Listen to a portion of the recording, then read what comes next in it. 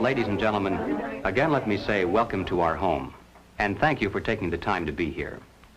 I'm well aware that whether you're here in person or through the medium of motion picture, that for most of you, it's not easy to fit meetings of this kind into your schedules.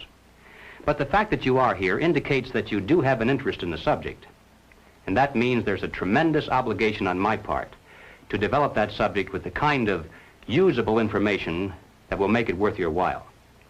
So in order not to waste any of your time, let's dispense with the usual preliminaries and get right down to the business at hand. The title of this presentation is More Deadly Than War, but the subject matter itself is revolution. We're going to examine in quite a bit of detail the communist theory and practice of revolution, particularly as applied to the United States. Now, this will not be something dreamed up out of thin air. This will be the strategy as taught by them and advocated by them in their own manuals, in their textbooks, and in their schools. Now, the organization of this material will lead to three rather startling conclusions. The first is that the communist program for revolution in America is divided into two phases, violent and nonviolent. The second conclusion is that the strategy for violent revolution calls for chaos, anarchy, mass confusion and panic among the people, a crisis in government, and then, out of the vacuum, the sudden seizure of power by communist-led guerrilla bands. The third conclusion is that the nonviolent phase of revolution actually is more important to the communists and more potentially dangerous to us. Now, the strategy for this phase calls for the gradual transition of our government into a communist regime, done peacefully and legally, but under the banner of socialism. This, then, is the outline of the material that lies ahead. So, let's start right at the beginning with conclusion number one, which is that the communist program for revolution in America is divided into two phases, violent and nonviolent. Now, a good place to begin is with this communist booklet entitled On the Nature of Revolution, the Marxist Theory of Social Change. It was written by Herbert Aptheker, one of the leading theoreticians of the Communist Party in this country. And on page 11, Aptheker says, "The equating of violence with the nature and process of revolution is not correct. Violence may or may not appear in such a process, and its presence or absence is not a determining feature of the definition." Now, this comes as quite a surprise to many of us because for years we've been used to thinking of communist revolutions only as those which involve the overthrow of governments by force and violence. Now, that entire phrase has been written and spoken so often as a single concept that many of us haven't even considered the possibility that the communists might have another approach to their goal, that they might overthrow the government without force and violence, that they might, in fact, plan to come to power through means that properly could be called peace and politics. Now, in order to go any further, it'll be necessary for us to define a few terms. When the communists speak of the two kinds of revolution, they don't come right out and say so in plain English. Of course not. You see, they claim to be practicing something called scientific Marxism, and so they have to dress up these crude concepts in elaborate phraseology. For instance, when the communists speak of violent revolution, they describe it as a war of national liberation. Now, the so-called theory behind this is that the people of the country marked for takeover supposedly are an oppressed people. They're dominated by an imperialistic foreign power that has colonized them and exploited them. And so the communists claim that it's their duty, their historic duty, to liberate them from the yoke of fascism or imperialism or colonialism or whatever. Now, naturally, the communist orientation of the movement is played down. They prefer to identify themselves usually as a People's Army of Liberation or a National Liberation Front. Of course, this is the kind of guerrilla warfare we've seen used in China, Algeria, Cuba, South Vietnam, and many other places around the world. But there are other phrases also used to describe the same process. Occasionally, they'll refer to this violent type of revolution as an anti-imperialist war or an anti-colonialist war. but they all equal the same thing. Wars of national liberation, anti-imperialist wars, and anti-colonialist wars are all phrases used to describe that aspect of communist revolution aimed at overthrowing the government by means of force and violence. To describe their nonviolent revolution, the communists most often use the term proletarian revolution, but they also refer to it as the socialist revolution and sometimes as the anti-monopoly struggle. But here again, they all add up to the same thing. The proletarian revolution, the socialist revolution, and the anti-monopoly struggle are all merely different ways in which the communists describe their strategy for overthrowing the government through non-violent means. Well, all right, having defined some of the key phrases, we can return now to the communist literature and be able to understand what they mean when they use these words. Now, in 1960, the representatives from communist parties all over the world gathered in Moscow and issued a joint declaration which included this statement: "Our time, whose main content is the transition of capitalism to socialism, is a time of socialist revolutions and national liberation revolutions." In other words, simply stated, we're living in an era of two kinds of revolution, one violent and the other nonviolent. Now, here's a document published by the Communist Party in this country in 1968. It's entitled "The New Program of the Communist Party USA, a Second Draft." And on this subject, here's what it says. "Contemporary revolutions bear two distinctive marks. They are socialist, they are anti-imperialist. More than 1 billion human beings are now embarked on socialist revolution. A larger number is in varying stages of revolution for national liberation." Well, in order to relate this general concept of two kinds of revolution to the specific application here in the United States, it'll be necessary for us to examine rather closely the communist position on what they describe as the Negro question. Now, basically summarized, the communist position on the Negro question is as follows. As early as 1928, the communists declared that the racial differences among our people constituted the weakest and most vulnerable point in our social fabric. By constantly probing and straining at this one spot, they calculated that eventually the cloth could be torn apart and that Americans could be divided, weakened, and perhaps even set against each other in open combat. They said in no unmistakable terms that the Negro people, because of their secondary social status and their predominant working class composition, offered greater revolutionary possibilities than any other cross-section of the population. To develop these possibilities, the communists proclaimed that the American Negro constituted a separate nation within a nation, a colony within the continental borders of the United States. The people of this nation were said to be oppressed and exploited by colonialist, imperialist, racist America. Consequently, the Communist Party called for their liberation, their right to self-determination, to break away from the United States and to set up their own nation within our borders. Now, to bring this about, of course, force and violence must be used. A war of national liberation must be fought. The territory designated for this nation to be liberated was the Black Belt in the South, those counties and states in which the Negro population was dominant. When established, the new nation was to have a Soviet-type government and be totally subservient to the Communist Party. But, and this is extremely important, the communists made it clear from the very beginning that they could never hope to capture all of the United States with a war of national liberation, only part of it. You see, elsewhere in the world, the segment of the population supposedly liberated by the communists has been a majority segment. The peasants in China, the Muslims in Algeria, all the people in Cuba. But in the United States, our Negro population is in the minority. And even if the communists should be successful in creating similar liberation movements among other segments of our people, as they're trying to do, for instance, among Mexican Americans, Puerto Ricans, and even American Indians, even if they should succeed and then amalgamate all of these together into one large liberation movement, it still adds up to a minority of the total population. And the communists are not stupid. They realize that revolution of force and violence dependent upon a minority is doomed to ultimate failure, except in those areas where they actually do constitute a majority. But they aren't going to settle for just part of the United States. They want all of it.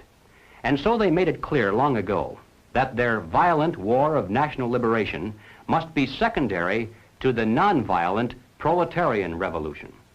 To take the United States, all of the United States, it'll be necessary, they say, to involve white people as well as black, to create a broad coalition, a revolutionary link between the civil rights movement, organized labor, peace groups, student dissidents, and in general, to escalate the revolution in America from race war to class war. Now this, in a nutshell, is the communist position on the Negro question. Let's turn now to the record and see how the communists themselves explain it. Now, this communist booklet, entitled American Negro Problems, was published in 1928. It was written by John Pepper, alias Joseph Pogany. Now, Pogany was sent to this country as the personal envoy of Joseph Stalin, and his specific mission was to bring the American Communist Party into line with the policies and directives from Moscow, particularly with regard to the Negro question. And here is what Pogany said.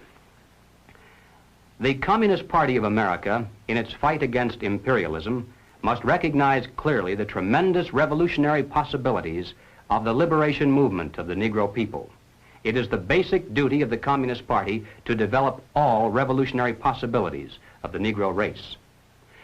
The Black Belt in the South constitutes virtually a colony within the body of the United States of America. Self-determination means the right to establish their own state, to erect their own government if they choose to do so. The Communist Party of America must come out openly and unreservedly for the right of national self-determination for the Negroes. But it would be a major mistake to believe that there can be any other revolution in imperialist America than a proletarian revolution. Now let me repeat that last sentence, because it's the key to this entire presentation. It would be a major mistake to believe that there can be any other revolution in imperialist America than a proletarian revolution. Well, moving forward to the year 1935, we come to this communist booklet entitled The Negroes in a Soviet America, written by James Ford and James Allen. Beginning on page 24, the general strategy is laid out in rather graphic form. You see, there's a major heading here entitled The Negro and Revolution. Directly beneath this, there's a subheading entitled Two Revolutions in One. And then within this section, it says, the problem of Negro liberation has two aspects. We shall first consider each separately and then show how the solution for the first flows into the solution for the second. Now, the next subheading then is entitled The Rebellion of an Oppressed Nation. And the section that follows that describes the violent revolution that must be fought to liberate the Black Belt of the South. And then finally, over in the next page, there's another subheading entitled The Proletarian Revolution. And here we begin to get an idea finally of what this phase of the revolution is all about. It says, capitalism is decaying. It is an outworn system. Capitalism is based upon the private ownership of machines, factories, railroads, land, and all other means of production. Only one thing can do away with the basis for the existence of capitalism, the expropriation of the capitalists. And by the way, I'm sure you realize that everyone here, by communist definition at least, is a capitalist. So you should feel good to know that there are those who are planning your expropriation someday. In order to expropriate the capitalists, the workers first need to discard the existing government machinery and to institute a working class government. Under this new workers' government, the building of socialism begins. Now, exactly what that's all about, the building of socialism, we'll get to in a moment. But finally, on page 28, under the third subheading entitled The Combination of Two Revolutions, the communists reveal how the two phases of their revolution are related to each other and which of the two is most important to them. Between the proletarian revolution and the revolution of the Negro people, there is a living link. This is the working class. Here reposes the leadership of the two aspects of the revolution. But the Negro communist is first and foremost the exponent of the proletarian revolution. Well, 1935 is a long time ago, and sometimes we hear it said that the communists have since abandoned this concept. But ladies and gentlemen, they cannot abandon it, for the simple reason that if they did so, they'd be abandoning the classic dual form of revolution dictated by Marxism-Leninism. They'd cease to be communists. To justify violence, they have to be able to claim that they're liberating people. And if people are to be liberated, then it's necessary to go through the motions, at least, of pretending that they have a right to form a nation of their own. And so the communist position on the Negro question today is no different than it was back in 1928. Now, Political Affairs is the official monthly magazine of the Communist Party in this country. The date on this particular issue is November 1968. The feature article for that month was "The Right of Black America to Create a Nation," written by communist theoretician Claude Lightfoot. Now, Lightfoot points out that many years of migration of Negroes into the North and of Caucasians into the South have altered the population statistics to the point where the black belt is considerably smaller today than it was when the communist position on the Negro question was first drafted. Therefore, he says, the concept of a Negro nation must not necessarily be restricted to just one large territory in the South, but must be expanded now to include the so-called ghetto areas in the North. So having updated the basic strategy to reflect present realities, he then repeats the same old communist line. On page 9, he says, "We should call for a plebiscite of all black Americans on whether they want to remain in the general Commonwealth or to establish another nation within the continental United States. Thus, the slogan of self-determination today means the struggle for the right of black America to form a nation if it elects to do so." Now, in passing, ladies and gentlemen, you may have wondered why the Communist Party has been a staunch supporter of the drive to place a black studies curriculum into our high schools and colleges. Well, the reason becomes obvious the minute you take a look at the textbooks and the study guides. The net effect of these courses on the students who enroll is to create a consciousness of nation. By stressing the historical and cultural differences between our black and white citizens instead of the similarities, the predictable impact upon the student is such that he'll view the communist call for a separate nation with far more acceptance than his parents did. Under the guise of academic balance, these courses have become a brilliant device for conditioning young people to accept still one more part of the total program for revolution. But returning once again to Claude Lightfoot, after having called for a separate nation, he then repeats the ever-important point that as important as the national liberation movement may be, it still must be secondary in importance to the nonviolent, peaceful transition to communism called the socialist revolution. He says, "From this it follows that the advocates of a black nation must identify themselves with all that is required to set up a socialist America, recognizing that black people alone could never destroy capitalism." To digress again for just a moment, I'd like to point out that this concept of two kinds of revolution is really the basis for that much publicized split between Moscow and Peking. The Moscow group says, there are two kinds of revolution, violent and nonviolent. We believe in using either or both, depending on which combination proves to be the most effective. But as true Marxist-Leninists, we believe that the gradual, nonviolent approach is more effective in today's modern world. To which the Peking group shouts in reply, "Heresy, heresy! True, there are two kinds of revolution, and we too are willing to practice either or both, but we are the true Marxist-Leninists, for we believe that the quick, violent approach is more effective in today's modern world." And there's the total difference between the two factions of world communism. Each claims to be more correct in its interpretation of classical communist strategy. But as far as the United States is concerned, you can be sure that it makes precious little difference. Both types of revolution are being used against us today. Both are enhanced by the presence of the other, and both lead to exactly the same destination. All right, let's move along now to the second conclusion. The strategy for violent revolution in America calls for chaos, anarchy, destruction, a crisis in government, mass confusion and panic among the people, and then out of the vacuum, the sudden seizure of power by communist-led guerrilla bands. Now, this is the kind of activity, the overthrow of government by force and violence, that most people think of when they speak about communist revolutions, so there's no need to belabor the point.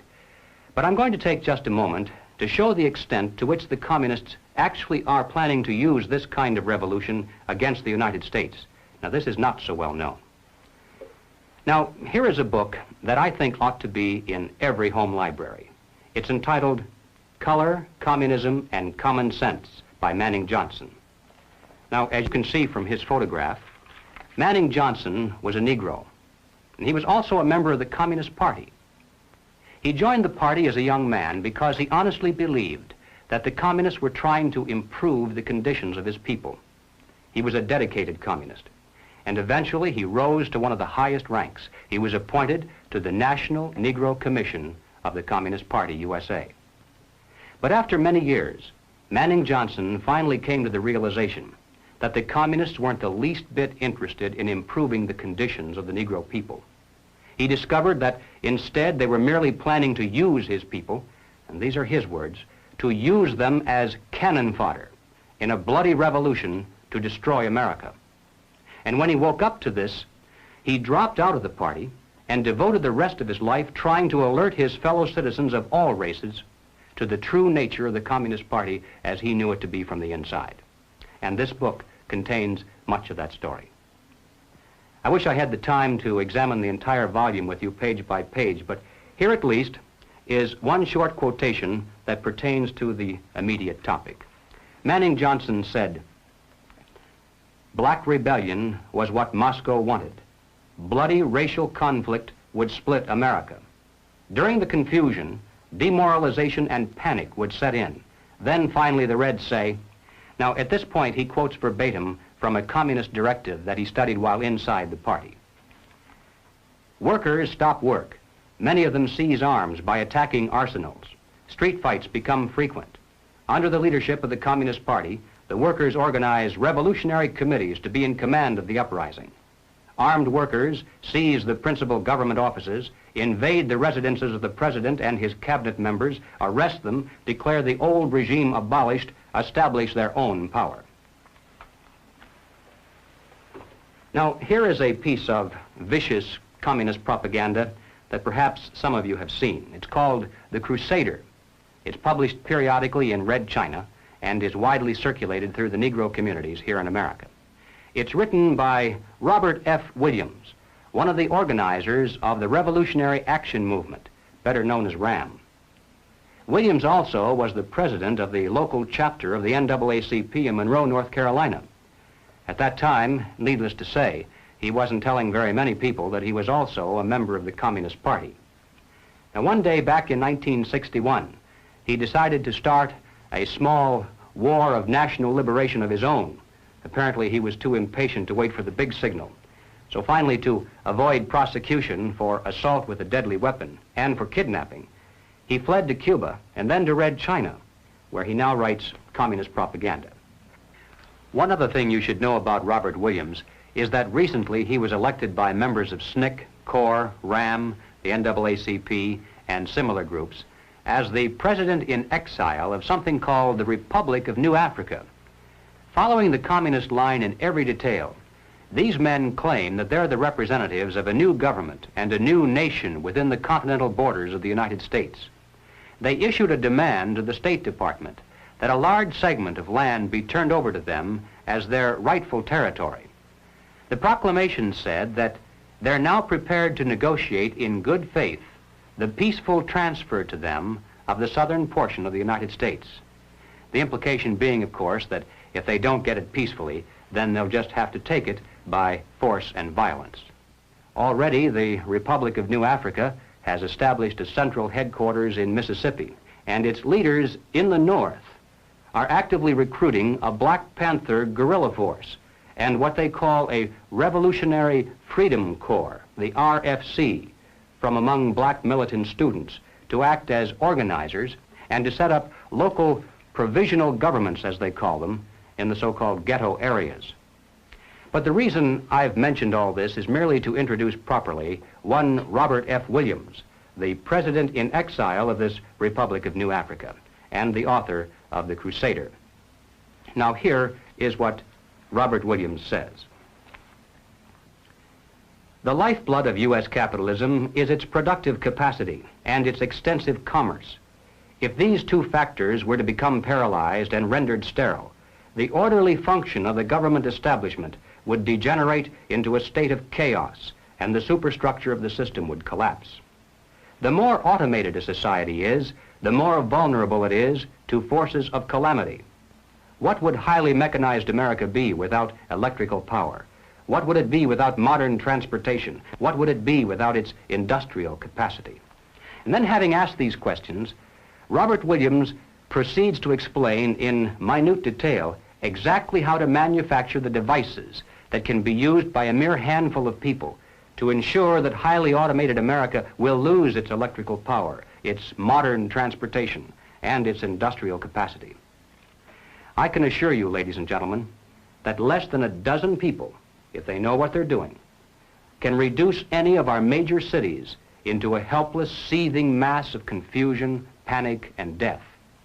Just one person can poison the city's entire water supply, or destroy the main aqueduct, or blow up the principal pumping stations.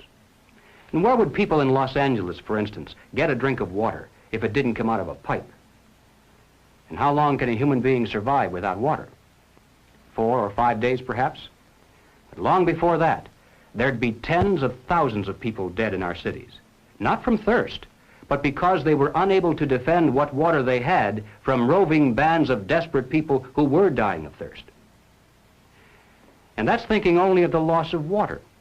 In your mind's eye, compound that with no food, no electricity, no way to dispose of sewage, no police protection, no water pressure to fight fires, no radio or TV, no telephone, no buses, no gasoline for your car, no way to escape, no place to go if you could.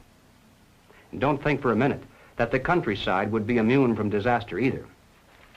In this issue of The Crusader, the communists call not only for extensive chaos within the cities, but for putting to the torch every village, every forest, every field, and every barn. The plan is for raging fires from one city to the next. The reason? Well, first, there's the value of sheer destruction. Secondly, it would force us to deploy our defenses and rescue units over the widest possible area. The communists point out that as long as our police and National Guard remain concentrated, they're invincible. But if they can be forced to spread out over the entire city and into the countryside as well, then they can be picked off from ambush one by one. And the third value of massive fire to the communists is psychological. The average American, they say, soft and decadent, when he sees billows of black smoke rising from one horizon to the other, when at night the only light he has to see by is the flickering red from flames leaping into the sky, he'll become paralyzed with fear and panic. He'll run away and hide and do nothing to interfere with the guerrilla bands as they strike at the community's power centers.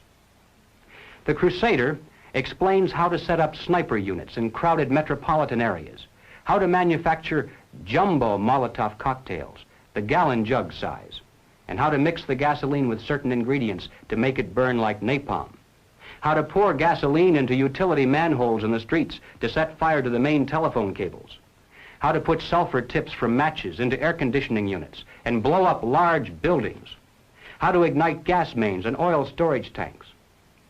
It explains how radio-controlled model airplanes can be used to fly explosive charges over heavily guarded fences into gasoline storage areas or munition stockpiles. It even calls for infiltration into the National Guard units, revolutionaries posing as non-militants for the purpose of getting free military training and for gaining access to critical military supplies and heavy weapons. And then, finally, Robert Williams says this. Any all-out minority revolution must create a state of crisis wherein almost all of the male population would be forced to remain in their homes to protect their property and families. The middle class is very large, but it is not accustomed to deprivation and terror. Because of its affluence, it has waxed soft.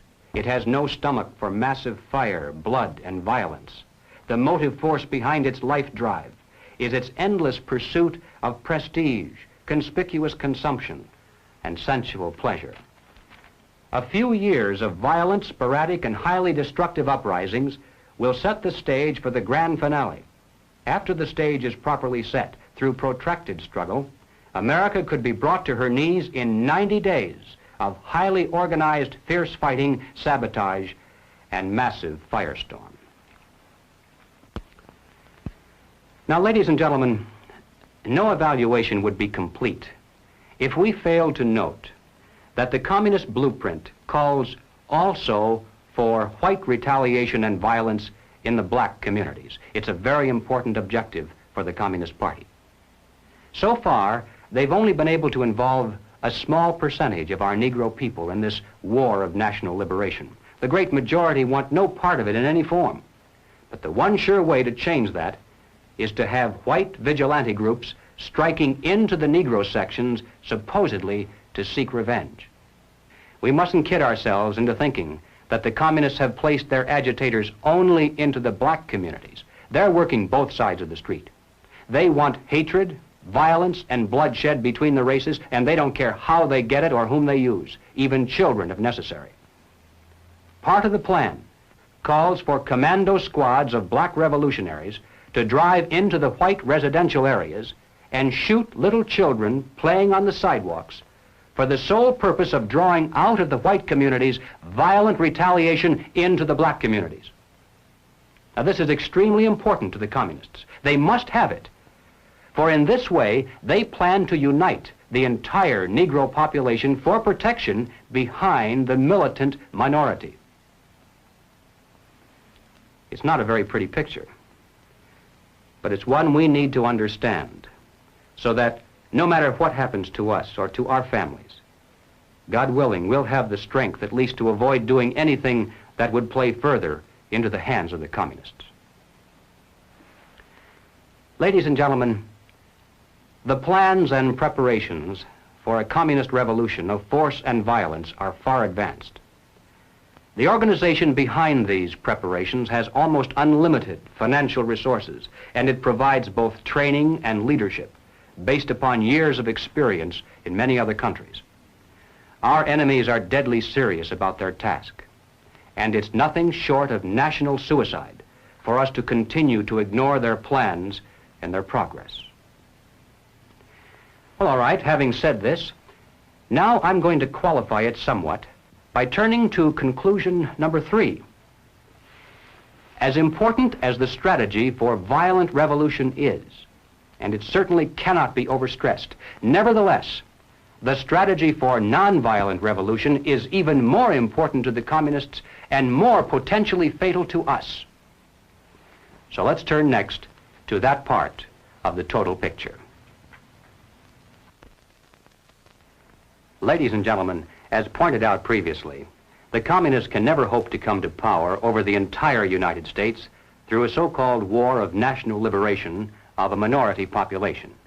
They can capture a large portion of it, and they can create an awful lot of chaos and destruction everywhere else. But to take the country as a whole will require an entirely different approach.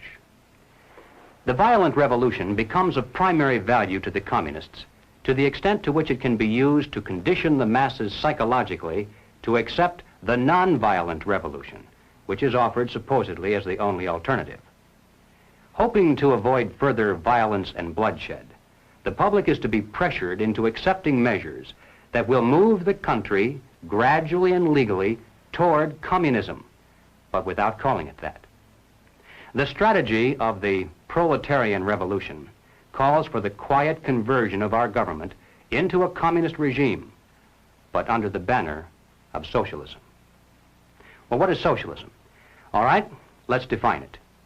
According to the dictionary, socialism is a political concept based upon the principle of government ownership and control of property, the means of production, and the avenues of commerce. But the important thing, as far as this presentation is concerned, is how do the communists define it? And this is where many people are surprised to learn that the communists have an entirely different meaning for the word socialism than the average American has. Did you know that there isn't a single communist country in existence anywhere on earth? That's right, not one. Russia isn't a communist country. Red China isn't. Cuba certainly isn't. These are socialist lands. That's how communist leaders always describe them. You see, according to the teachings of Karl Marx, communism will come to this world only in some future utopian era, when men will have learned to live together in perfect harmony, when they'll no longer be greedy or competitive, when they'll want to share equally with their fellow human beings and have nothing better than anyone else. When this comes to pass, there'll no longer be any need for police or for government of any kind. And then, he said, the state will wither away. When that happens, said Marx, it will be communism. In the meantime, comrades, whenever we come to power, we shall call it socialism.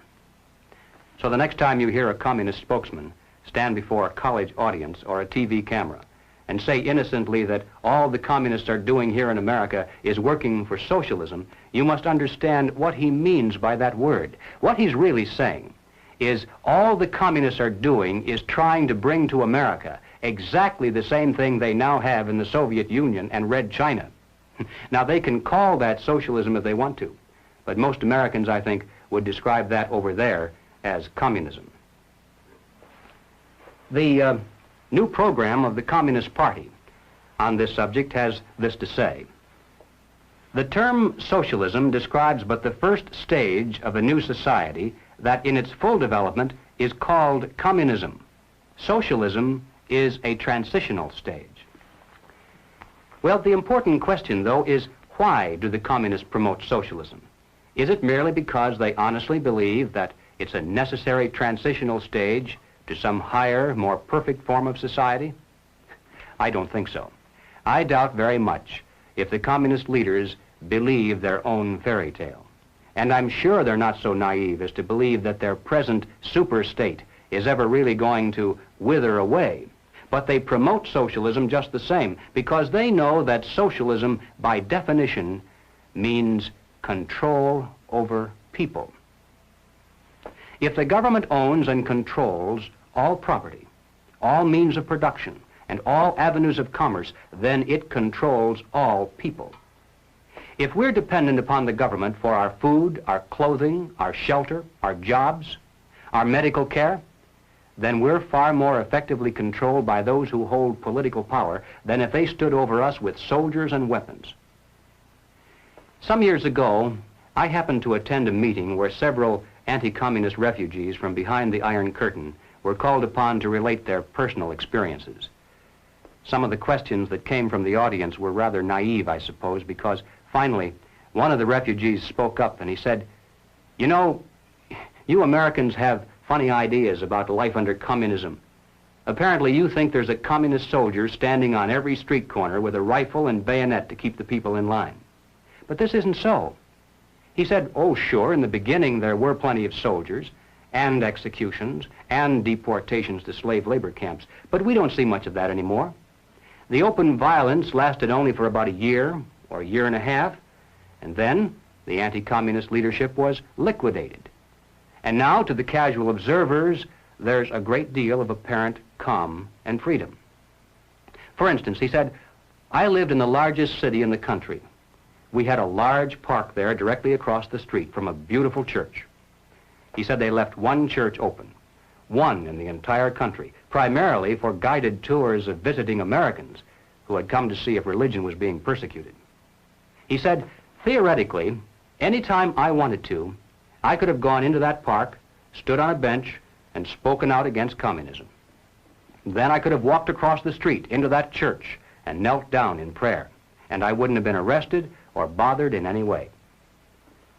But you can be sure I did not do these things, because if I had, the very next day, the wheels of the bureaucracy would have begun to turn, And I would have been informed that my quota of food stamps had been cut, that my allotment for clothing and shoes had been reduced, that my allocation for living quarters had been downgraded, and finally, that my job assignment had been changed from the kind of work for which I'd been trained to menial labor at lower pay.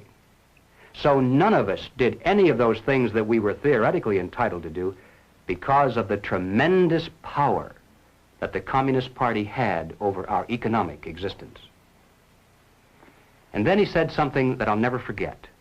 He hesitated for a moment, and weighing his words very carefully so as not to hurt our feelings, he said, "You know, I came to America expecting to find a nation of free men.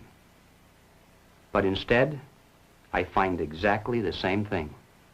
Everywhere I look, I see men and women who know that communists are making headway in this country.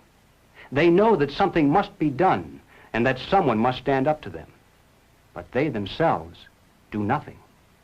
They remain silent because they're afraid that if they speak out or take a stand publicly, it'll be bad for business. They may lose a client. They may even lose their jobs. Or perhaps they're receiving a regular government check and already are too dependent upon some of the very people and programs they know they should oppose." And then he said, "These men voluntarily have gone behind the Iron Curtain. They're already taken over by the communists. The only difference is that for the present at least, they can still get out any time they really want to, and we could not." I think there's a great lesson to be learned from that because it's true, isn't it? There are many men who are physically brave beyond any question when it comes to standing up against a tyranny that threatens with armies. Some of them carry the actual scars of battle to prove it. But when it comes to this new kind of war, they're lost to the fight. When there is no battlefield, when the weapons are not rifles or bombs but economic pressures, then who is your enemy? How do you fight? Where do you begin? It's precisely for these reasons that any modern dictatorship must have control over the economic sphere of all human activity. This was true of Nazism, it was true of fascism, it's true of communism, and it's also true of socialism. Regardless of what name we give it, total government control is by definition totalitarianism. That's what the word means. Now, Leon Trotsky, as you recall, was one of the original Bolsheviks who led the communist revolution in Russia. In 1937, Trotsky wrote a book entitled "The Revolution Betrayed."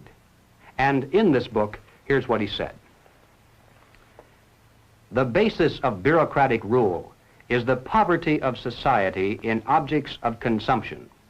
When there is enough goods in a store, the purchasers can come whenever they want to. When there is little goods, the purchasers are compelled to stand in line.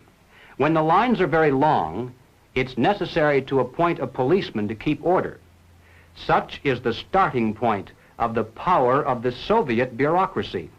It knows who is to get something and who has to wait."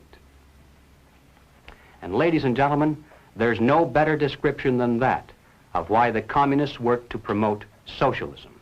No matter whose definition you use, under socialism, those who run the government, and the communists are confident that in America they eventually will be the ones who do so, those who run the government will know who is to get something and who has to wait, and that represents control over human beings.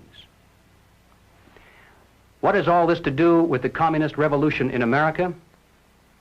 Well, ladies and gentlemen, it has everything to do with it because the building of socialism is the communist revolution in America. It represents the process whereby our country can be moved gradually toward communism without the people even being aware of it.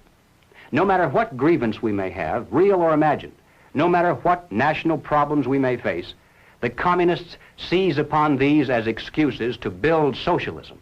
They have one and only one solution for all problems: more government, and then more and more until it's total government.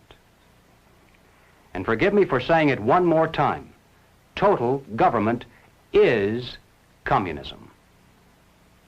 Again, let's turn to the record. Shortly after the Watts riot in 1965, the Communist Party brought out this pamphlet entitled The Watts Upsurge, a Communist Appraisal. And here is what it said. The challenge of the Watts explosion can be met only by a truly massive program, a vast increase in the investments in the War Against Poverty program. What is called for is not only a total economic opportunity program for wiping out unemployment and for proper job training, but a program for the total reconstruction of the area. Now, the People's World, the official West Coast newspaper of the Communist Party, in its August 28, 1965 issue, ran this rather interesting editorial. What is needed now is an effort that begins to approximate the magnitude of the problem. As a minimum, such a program should demand massive emergency action by the federal government. Well, then, 6 months later, after this particular article, the Communist Party came out with this. It's called The New Program of the Communist Party, but this was the first draft, published in 1966. And here's what it said. We favor full use of federal powers to achieve these objectives. Now, as I read this, listen carefully to see if it doesn't sound familiar, perhaps like something you've heard from more respectable sources. Government assumption of responsibility for assuring a guaranteed annual wage. Complete cradle-to-the-grave social insurance coverage, including all medical care. Equal educational opportunities for all, with acceptance of the principle of student stipends. A national reconstruction plan to end ghettos and slums and provide the nation with a modern rapid transit system operated as a public service. And passage of a National Youth Act that will ensure education, vocational training, and employment at decent wages for the younger generation. Does that sound familiar? Well, ladies and gentlemen, if it reminds you somewhat of the Great Society, it's because it is the Great Society, lock, stock, and barrel. Gus Hall, head of the Communist Party, explained it this way. This is the January 24th, 1965 issue of The Worker, and Gus Hall said, "The communist attitude toward the Great Society can be summarized in an old saying that two men sleeping in the same bed can have different dreams. We communists support every measure of the Great Society concept because we dream of socialism." And when you recall what Gus Hall means when he says socialism, then you realize that the communists support the welfare programs of the Great Society, the New Deal, the New Frontier, or whatever they decide to call it in the future, because they dream of bringing communism to America through these programs. The next question of importance is, how do the communists promote socialism? Certainly it takes far more than a mere declaration of intent, more than writing a few books. How can they bring it off, especially when there are so few of them? How can they manipulate the vast majority into accepting socialism when they really don't want it? Well, here again we find that they have a plan. The strategy is precise and well tested. It's called revolutionary parliamentarianism. Now, the general strategy employed is a political pincers movement, and these are the terms the communists use to describe it. A pincers movement applying political pressure from above and from below. Now, when they talk about pressure from above, they mean using their people and their influence within the very government marked for takeover to bring forward official recommendations for legislation. These come from the highest possible levels and carry the full prestige of the government itself. The recommendations, of course, are offered supposedly as solutions to national problems, but when passed into law, their only real effect is to vastly increase the power of government and to move the country that much closer toward the ultimate goal. The pressure from below, then, involves using their influence over the various mass membership organizations of the country to create the appearance of great popular support for these recommendations. Of course, the members of those organizations must never suspect that they're being used to promote the communist program. Now, the silent majority, the average person with no particular axe to grind, is caught right in the middle. He looks above and sees highly respected spokesmen for government calling for socialist legislation. He looks below and sees mobs of demonstrators shouting for the same thing. He says to himself, has everyone gone crazy, or is it me? Now, he's still in the majority, of course, but he doesn't know it. He thinks he's helplessly outnumbered, and he bows to what he thinks is the democratic will of the majority. All that remains, then, is for the duly elected legislators to place their own careers and political expediency above the best interests of the nation, to yield to this political pressure and pass the legislation into law. Then the whole process starts all over again with new recommendations from above, new demands from below, and finally, new capitulation in the halls of Congress. In this way, the nation can move to the left in giant strides until the ultimate goal of communism itself is reached entirely legally through the constitutional process and in the name of the nation. Now, this government pamphlet entitled "The New Role of National Legislative Bodies in the Communist Conspiracy" is a reprint of 2 chapters taken from a communist textbook used in Czechoslovakia. It was written by Jan Kozak, the historian and theoretician of the Czechoslovakian Communist Party. This is one of the manuals used to teach communist cadre how the tactic of revolutionary parliamentarianism was used successfully in Czechoslovakia and how it might be applied to other countries as well. So, as I read this, even though Kozak is speaking of how they did it in Czechoslovakia, think in terms of how the same strategy might be used, or perhaps is being used, right here in America. Kozak said, "The pressure from above successfully employed by our workers' class was the use made of the organs holding powers, the government, parliament, national committees, for bringing about a wide popularization of revolutionary demands and slogans. The fact that such demands and recommendations emanated directly from the highest state organs had a strong influence on their popularization. Whereas pressure from above is the pressure exerted by the organs of the state, pressure from below is the pressure exerted by the popular masses. The united mass organizations, which were led and influenced to a large extent by the communists, represented in this way the direct reserves of the party. All the old proven forms of the struggle were employed: calling of protest meetings, passing of resolutions, sending of delegations, organizing mass demonstrations, and also eventually using strikes, including general strikes. The pressure from below made it impossible for the other parties, which had numerical superiority, to isolate the communists and to stop the revolution. Thus, it made up for the numerical weakness of the revolutionary representatives. Progress toward socialism may take under these circumstances a democratic and constitutional course. All the changes which in their entirety represent a revolutionary transformation of the capitalist society into a socialist one will proceed absolutely legally and in the name of the nation." Is it possible, do you suppose, that revolutionary parliamentarianism is being used against America today? Is there any evidence of this kind of pressure from above? Well, ladies and gentlemen, all you have to do to answer that question is read some of the official reports and recommendations that have been pouring out in a steady stream for years from the bureaus, special agencies, and commissions of the federal government. Consider, for example, just those reports issued by the various President's commissions: the President's Commission on Automation, the President's Commission on Crime, the President's Commission on Civil Rights, to name just a few. Now, this is perhaps the most classic recent example.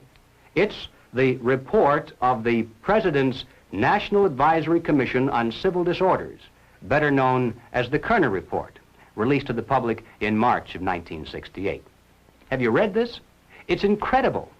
The list of recommendations supposedly to remove the causes of civil disorders in America reads almost identical to the new program of the Communist Party. And that's not much of an exaggeration either. It calls for the vast expansion of all welfare programs and agencies. It suggests absorbing all city, county, and state welfare programs into one gigantic federal welfare program. And why have state socialism when you can have national socialism? It calls for a government-guaranteed minimum wage. It calls for federal financing and control of every conceivable sphere of human activity: education, housing, transportation, even insurance policies. It calls for strict gun control laws and even recommends the creation of a national police force. Well, naturally, it doesn't call it that by name. It refers to it as the National Law Enforcement Center. But there's no doubt as to what its ultimate form will be, especially since it's to operate in conjunction with the Defense Department. But the most incredible thing about this report, I think, is not the list of recommendations. That's almost expected from groups of this kind nowadays. The real shocker lies in its findings, the discoveries it made. Here was a body of men, highly respected, with the prestige and financial resources of the federal government at their disposal. Their task was to uncover all of the causes of civil disorders in our land, and to do so impartially with favor or malice to no one, let the chips fall where they may. Now, would you suppose that the Communist Party played some tiny, microscopic role in the riots, the campus disorders, the assaults against police? Well, you're mistaken. Just because the leaders of these revolutionary movements carry the Viet Cong flag, pay homage to Che Guevara, travel frequently to Moscow and Peking, preach against capitalism, promote the building of socialism, follow the communist line without deviation, and move in perfect unison in every major city, that doesn't prove anything. According to the Kerner report, the communists are playing absolutely no role at all in our nation's civil disorders. Look it up in the index. Here's a book with over 600 pages of fine print dealing with all of the causes of civil turmoil. And the words communism or communist aren't found even once. Not even to say that they looked into it and found it not to be an important factor, which is the expected cliche today. Apparently, the internal threat of communism is no longer even worth looking into. But what about the other half of the pincers? Is there any evidence of pressure from below? Well, consider the nature of such things as the mass action tactics of the Selma March of 1965, the various peace marches and civil rights marches held in almost every major city in the intervening years, the Poor People's Campaign and Resurrection City. What are these? Do they truly represent an expression of the majority of Americans, or are they merely well-organized pressure groups putting on an impressive show to create the illusion of vast popular support? And what effect does this have on Congress? Every time there's a new show of strength, doesn't Congress buckle under the political pressure and pass into law the recommendations previously made by some commission or agency of the federal government? And hasn't the silent majority been caught between these pincers? And hasn't the country been taking giant strides to the left through our constitutional process and in the name of the nation? The entire process was best described, I think, by Martin Luther King. He wrote an article for Saturday Review, which appeared in the April 3rd, 1965 issue. And here is how he described it. The goal of the demonstrations in Selma, as elsewhere, is to dramatize the existence of injustice and to bring about the presence of justice by means of non-violence. Long years of experience indicate to us that Negroes can achieve this goal when four things occur. 1, nonviolent demonstrators go into the streets to exercise their constitutional rights. 2, racists resist by unleashing violence against them. 3, Americans of conscience, in the name of decency, demand federal intervention and legislation. And 4, the administration, under mass pressure, initiates measures of immediate intervention and remedial legislation. And that, ladies and gentlemen, is a perfect description of how pressure from below is being used in America today to further the nonviolent proletarian revolution. You know, it always bothers me when I have to agree with the communists. It doesn't happen very often, but every once in a while, I'll read something in the communist press that is 100% correct. It comes out in their favor even without their having to lie about it. And here's an example. In the People's World, the January 29, 1966 issue, the communists said, "The problem is that the power structure that runs both of the old political parties seems to have great difficulty in comprehending what is taking place in the Negro freedom movement. They don't know a revolution when they see one." And all I can say to that is amen. They sure don't. They call it everything under the sun except a revolution. And they're the same people, by and large, who still tell you it can't happen here. Ladies and gentlemen, not only can it happen here, not only is it happening here, but it has been happening here for years. The problem is that most of us haven't been able to recognize a revolution in all of its forms when we saw one. Well, all right, so what do we do about it? What are the countermeasures that need to be taken? And where do we begin? We begin by knowing what not to do, because if we do the wrong things, obviously that's worse than doing nothing at all. For example, as I'm sure everyone here is well aware, we must not be led into placing the blame for the riots, the civil disorders, on the Negro people of our nation. Even those few who are promoting hatred and violence in the black communities are not themselves the cause. They're merely being used by forces far bigger than they are to promote the violent phase of the revolution in America.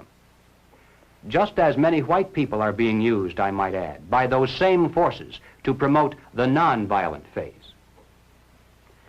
Secondly, and this too almost goes without saying, we mustn't resort to violence either as a means of furthering political or social goals. And we must do everything humanly possible to discourage others from doing so. Third, we must not be fooled into thinking that the causes of our civil turmoil are such things as poverty, poor housing, lack of education, and similar social or economic factors. As a matter of fact, most of today's self-styled revolutionaries, black and white, come from good homes, could earn better than average incomes if they wanted to work. And in fact, they're products of some of the finest institutions of higher learning. We shouldn't be indifferent to the social and economic conditions of those in need, and we should do all we can within the concepts of economic and political freedom to improve those conditions. But let's not kid ourselves into thinking that these are the causes of our national problems today. Fourth, we must not look to the expansion of government and government programs as the solution. As I hope I've made it clear by now, this is exactly what the communists want us to do, because it's the very process whereby they hope to come to power in this country through nonviolent means. These are the things we must not do. What then does that leave on the positive side? Well, first of all, and perhaps most obvious of all, we must support our local police. But that means a lot more than just putting a bumper sticker on the car.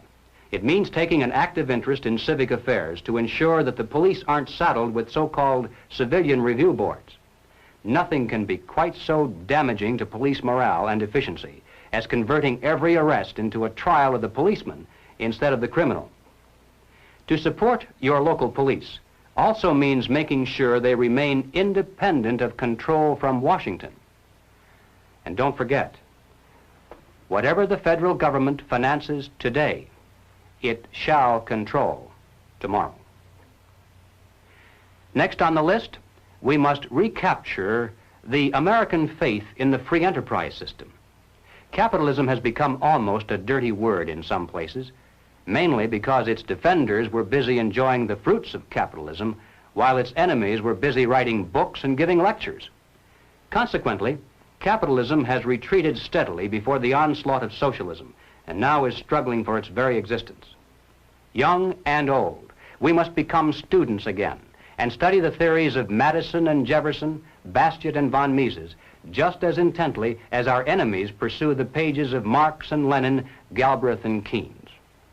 Not only must we become grounded in theory, but we must become advocates and spokesmen as well. We must know what we stand for as well as what we oppose. Next, and this is probably the most difficult task of all, we must carry this message regarding the dual nature of communist revolution to our friends, our neighbors, our business associates, and everyone who will listen. Now, this is hard by and large because people don't want to hear it. It's bad news. It spoils the party. But you know, I think it's about time we began to worry less about spoiling the party and more about preserving the system that makes the parties possible. And that means accepting our personal responsibility to do everything we humanly can do to carry the truth about civil turmoil to every man, woman, and child in America. Now, ladies and gentlemen, none of these proposals will produce results, and nothing else you may suggest will do so either, unless and until we get right down to the heart of the problem, the life force of the revolution itself. We must discover the identity of those individuals, both above and below, who consciously are furthering the communist program for revolution, and then remove them from their positions of trust and leadership. Anything less than that will be totally futile, because we'll merely be running around trying to put out 1 or 2 fires over here, while they're busy setting 10 new ones over there. Now, of course, the minute you begin to think along these lines, you'll become the target of a whole barrage of attacks. You'll be called a witch hunter, a McCarthyite, a right-wing extremist, and other delicate phrases that are well designed to intimidate the average person into silence. If that doesn't work, then you'll be called a fascist, or at least a dictator, because supposedly you want to deny basic constitutional freedoms to a small group of Americans just because they happen to hold political views that are different from yours. How many times have you heard that? And you know, at first it sounds almost convincing, but the argument is a trap. And the bait inside that trap is the hidden assertion that the Communist Party is merely a political party. Now, if it were a political party and that's all, then of course we would have to grant them all the same constitutional rights and immunities as other loyal American citizens. But if the Communist Party is not a political party, if it is in fact a supranational organization dedicated to world conquest, if in addition to political means it also uses military means, economic means, propaganda means, bribery, blackmail, treason, murder, and any other means that suit its purposes, then its members are not political by nature, are not loyal to the United States, and have no legal or moral claim to constitutional liberties. There's no such thing as absolute freedom. For every liberty, an equal and opposite restraint is required. For example, in order for us to enjoy freedom of speech, it's necessary to deny others the freedom to come in here and break up this meeting. The logic of liberty is that it must stop short of the liberty to destroy itself. And if we're to preserve the freedoms we cherish in this land, then we mustn't be tricked by clever propagandists into giving the Communist Party the freedom it seeks to destroy freedom for us all. Well, now, ladies and gentlemen, I'm going to close this presentation with 2 observations that I know you may not want to hear, but they must be made nevertheless. The first is that this struggle in which we're now engaged, in a very real sense, is more deadly than war. Call it what you will, Cold War, revolution, struggle, whatever. The present stakes are higher than in any other war we've ever known. After all, why do we dread war? Well, there are 3 reasons. death, destruction, and human suffering. But ladies and gentlemen, if communism should ever come to America, we'll face more death, destruction, and human suffering than any people in history has ever faced at the hands of their invading conquerors. And it would make no difference whether the road to communism were traveled violently or non-violently. The so-called expropriation of the capitalists that would lie at the end of that road would constitute one of the greatest bloodbaths of history. Now, the second observation is related to the first. It is simply that we have now passed the point of painless solutions and parlor patriotism. There was a time, and not too long ago, I think, when we could have pulled ourselves out of this without too great a sacrifice on the part of anyone. All that would have been necessary would have been for us to take an interest in the domestic affairs of our nation and to insist that our elected representatives merely enforce the laws that were then on the books to protect us from internal subversion and to keep the enemy outside the gates. But we didn't. Instead, we slept, and one by one, those laws were stricken down by the Supreme Court. Congress failed to repair the damage, and our defenses are no more. Now the enemy is inside our gates. He is on our streets. He is in our halls of Parliament. And now there is hell to pay. Our enemy is not going to leave quietly just because we suddenly discover him and ask him to go. Hardly. The nature of tyranny is such that, like the barb on an arrow, it goes in easily. But the price of pulling it out is a piece of flesh. Now let me be more specific. Before we finally win this battle, and I should hasten to say that there's no doubt in my mind that we're going to win. I'm increasingly convinced of this. But before we finally do see victory, it's now inevitable that some of us, even in this room, will lose our lives in the communist revolution that already is raging around us. I can't tell you who it's going to be, of course. But I can tell you that it'll make no practical difference whether we're resisting at the time or whether we're merely trying to hide. Most of the casualties will occur because people just happen to be in the wrong place at the wrong time. Now, I mention this not to suggest that we all grab our guns and groceries and head to the hills. In many ways, this too would be playing right into the hands of the communists. No, I mention it for only one reason, and that is to stress the seriousness of the challenge that now confronts this nation. It's literally a question of life and death for all of us. And it's about time the American people began to face up to that fact and to act accordingly. I have no idea of what each of you is going to do in the critical days that lie ahead.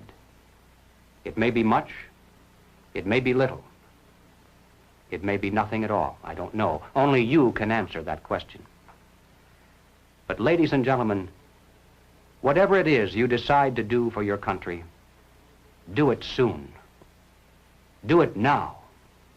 Every minute that you delay further will add dearly to the price of ultimate victory. Thank you.